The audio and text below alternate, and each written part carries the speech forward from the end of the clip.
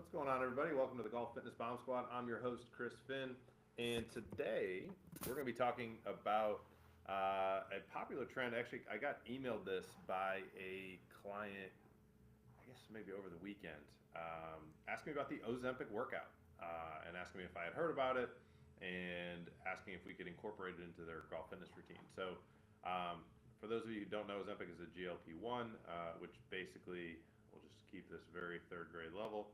You take a pill, it makes you not hungry, and so you don't eat a lot. Actually, I have my family and I went away for a weekend. I had a family member who's actually taking GLP-1 and going and just like watching them, like their appetite and those sorts of things, like, and just talking with them, like, hey, like, obviously it restricts the appetite.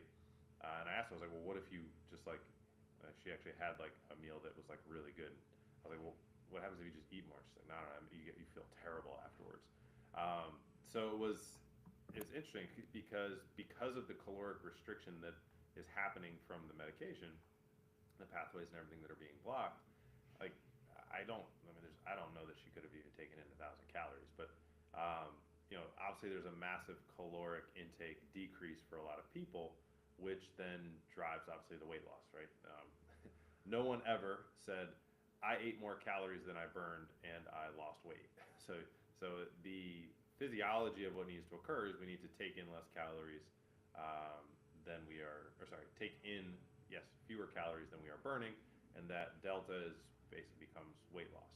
Now, the tricky part with any weight loss is your body doesn't just say, okay, we're going to get rid of all the fat and leave all the muscle, right? It will burn everything.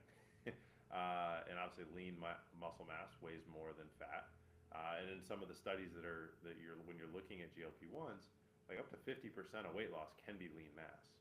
So the idea of the Ozempic workout actually is no different than just historical fitness and wellness and health and weight loss, and that if you only diet and don't strength train, then you will actually, a lot of the times, particularly if it's an extreme diet, your body will actually lose a ton of muscle mass.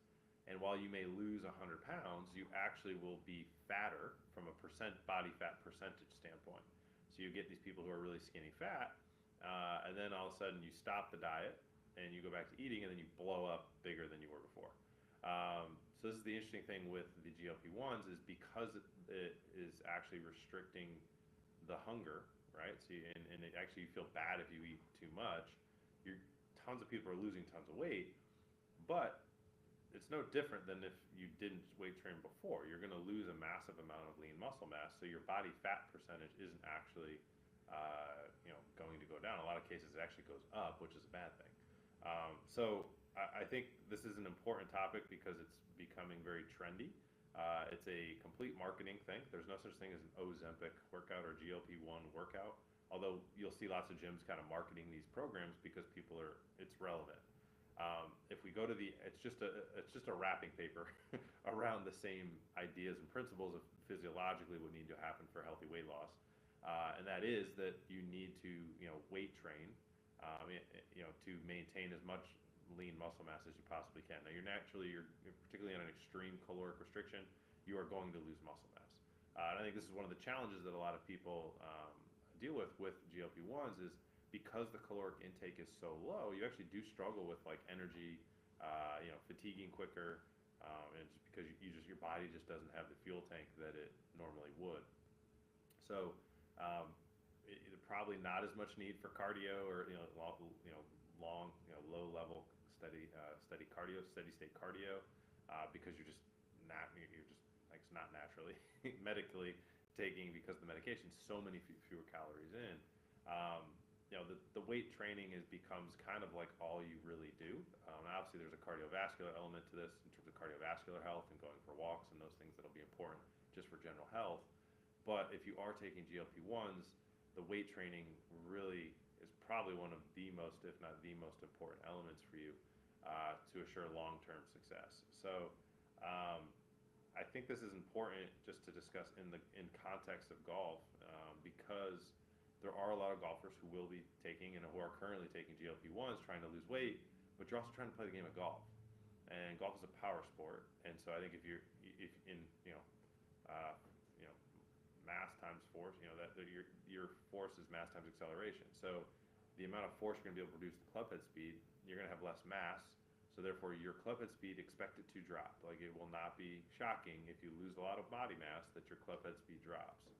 In fact, one of the biggest things we look at, like with our touring pros, as we get to September, August, September area, a lot of them actually lose.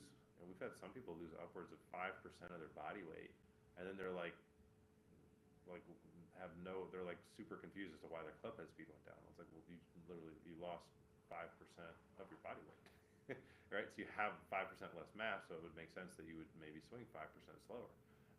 And that's not a direct one-to-one relationship, but you get the point that I'm making there.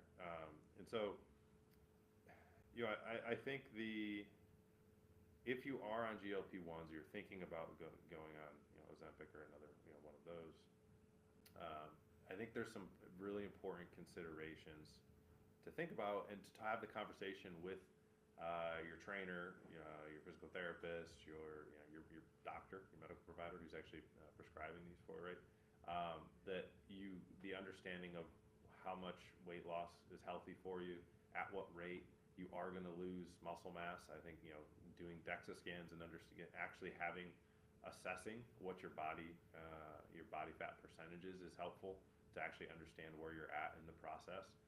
Because the last thing you want is to lose 100 pounds or 50 pounds or whatever the amount is, and then you get to the end of that, and now you're 10% higher body fat percentage, and then you try to go back to normal life, and then you blow up 20 pounds heavier than you were at the beginning of all of it.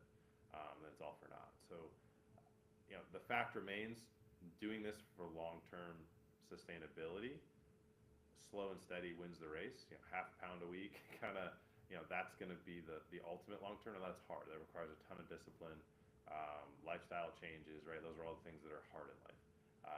And particularly in the Western world, we don't like hard. We like quick and easy, which is why the GLP-1s are going to be here to stay. If you're familiar with how you create value in a product, like, this is why people will pay 5 figures for liposuction, but you'll struggle as a gym owner to get people to pay you $200 a month, because there's pain and suffering. It takes a lot longer.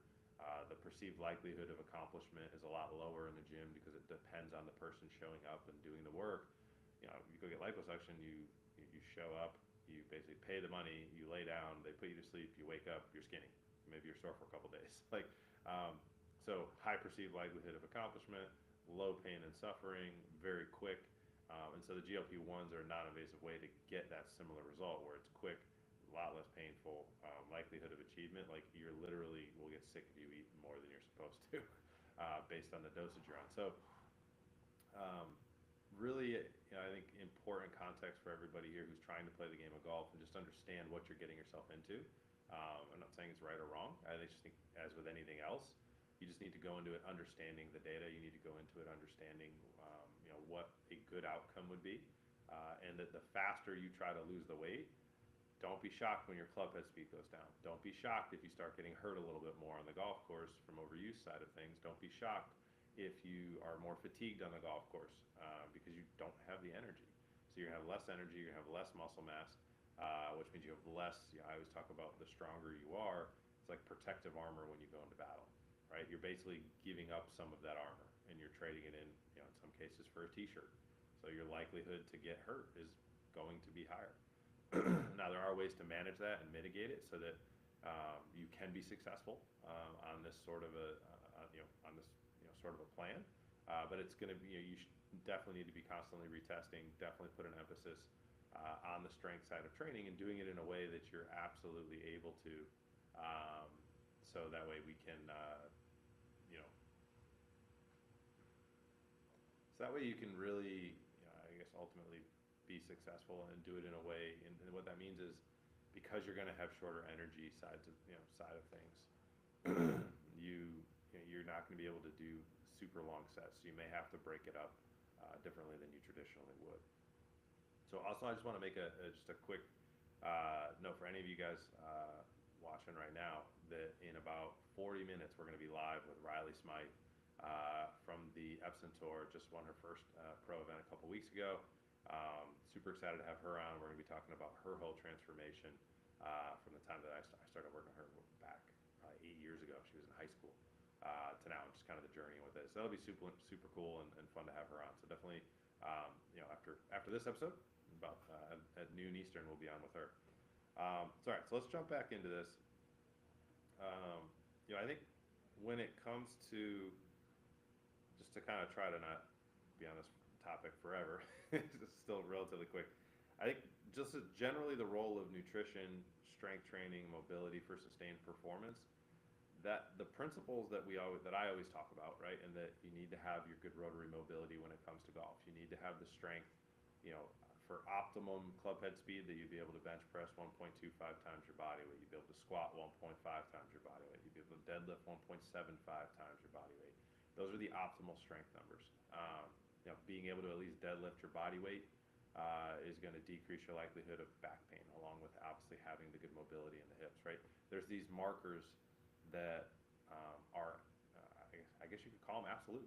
Like they don't change. If you want to swing 100 miles an hour, or 120 miles an hour, or 80 miles an hour, whatever it may be, the physical requirements to move that club that fast are fixed.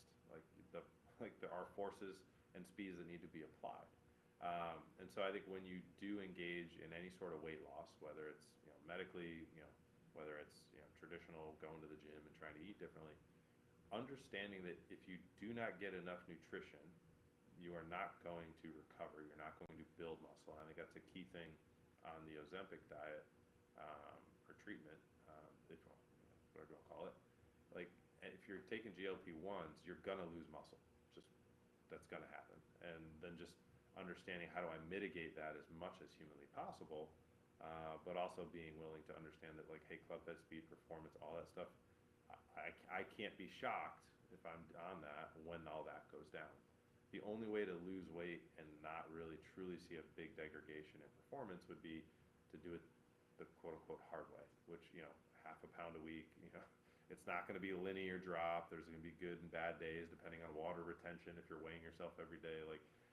It's definitely mentally a lot harder route, but that would be the way if you're a competitive athlete, if you're trying to make it on tour, trying to play collegiately, that would be the way to go about it, so that you could lose the weight and not see a degradation in your performance. If you're an amateur and health is the most important thing for you, by all means, go after it. Lose the weight and worry about the other stuff later. I do want to make a distinction. If you're playing for your career, that's how you make money, there are some serious considerations to think about in terms of your performance. But obviously, if you're dead, your golf performance doesn't matter. So if you are dealing with a severe case from other health concerns and issues, then this is a different conversation. So I think ultimately, is it a fad? Is there something is this something that's going to stick? I think human nature is human nature. We love quick and easy. This is both quick and easy. I do think it'll stay unless there's some sort of massive kickback or backlash in terms of side effects and those sorts of things. But I think there does need to be caution around getting into this, getting on GLP-1s if you're trying to play competitively, if you're playing for a living. But ultimately, I think this is a great solution. As with anything, there's some cases where you steer away from it, and there's some cases where this may be the holy grail for you. Obviously, consult your medical provider, your physician, and having a team around you of physical therapists, strength and conditioning coach, nutritionists, people who understand how to help you be successful in a healthy, sustainable way is critical. And obviously, the number one thing that we're trying to do at P4S Golf is help you play the game of golf as long as possible, and this fits into that. So you want to make sure that you do engage with anything when it comes to weight loss with longevity in mind. So thanks as always for hanging out with me here on the Golf Fitness Bomb Squad, and I look forward to catching you on the next episode.